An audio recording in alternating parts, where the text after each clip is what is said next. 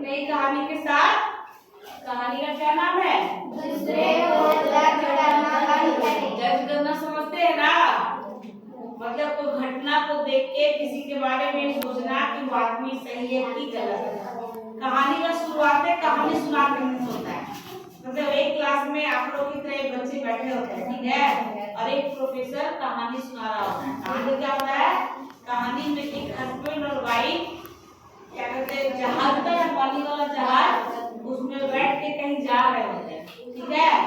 जा रहे होते हैं तो रास्ते में क्या होता है, जब समुद्र के बीचों बीच जहाज पहुंचती है तो जहाज में कुछ खराबी होने लगता है, जिसके चलते जहाज धीरे धीरे डूबने लगता है।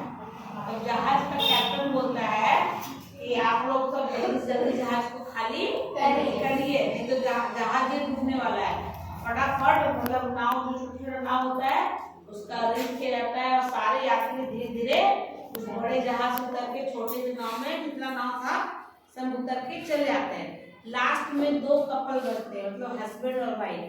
तो लोग दिखते क्या है कि जो हस्बैंड जो होता है, पति जो होता है, पत्नी को धक्का मार के हटा देता है और खुद ही कूद जाता है, खुद के नाव में बैठ जाता है। अब क्या होती है, अब कहानी यहाँ पे जो प्रोफेसर सुना रहा होता है वो रोक देता है और बच्चा लोग से पूछता है कि बताओ कि अपने नहीं सॉरी धक्का मार के जो आदमी होता है तो कूद गया और उसकी जो पत्नी होती है ना कुछ चिल्ला के अपने पति को बोलती है ना, कुछ चिल्ला के बोलती है। तो प्रोफेसर पूछता है कि बताओ बच्चा लोग से कि उसकी पत्नी अपने पति को क्या बोली हो, तो आप लोग बता सकते हैं? बचाओ है? बचाओ नहीं। और कोई?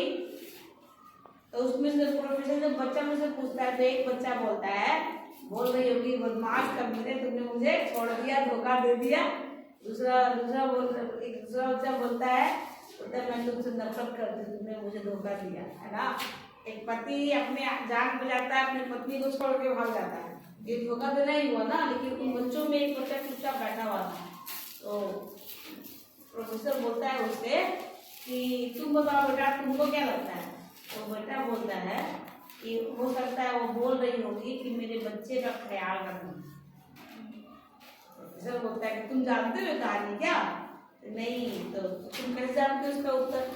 तो मेरी जब माँ मर रही थी ना तो मेरी माँ ने भी मेरे पिताजी को कहा था कि मेरे बच्चे का ख्याल रखना। तो प्रोफेसर दुखी हो जाता है, बोलता है कि हाँ वो औरत भी चिल्ला के यही बात बोली कि मेरी बच्ची का ख्याल रखना। उन दोनों की एक बेटी होती है, ठीक है।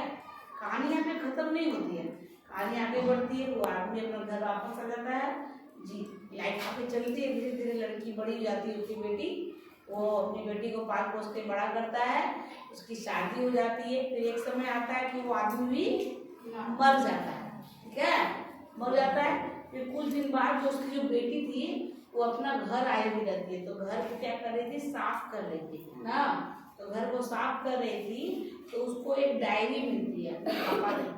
उस डायरी के आखिरी पन्ने में लिखा होता है, वो जो उसके पापा है अपनी पत्नी को लिखते हैं कि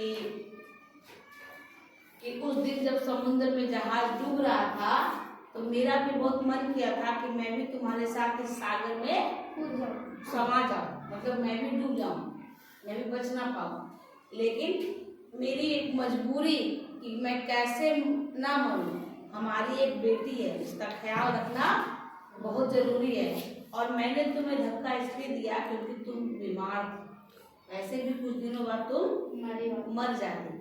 तो हम दोनों में से किसी एक का बचना जरूरी था, इसलिए मुझे इतना बड़ा फैसला लेना पड़ा, नहीं तो मैं उस दिन ही समा जाता। इसके लिए मुझे तो माफ करना, है ना। जब ये बात उसकी बेटी को पता चलता है तो उसकी बेटी जब वो डायरी पढ़ रही थी तो बहुत रो रही थी, लगातार रो रही थी। क्यों?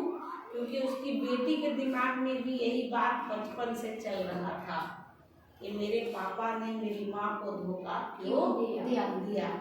आज उसे समझ में आया कि मेरे पापा ने धोखा नहीं दिया था, उन्होंने मेरी वजह से ऐसा निर्णय लिया। कहानी हो गई।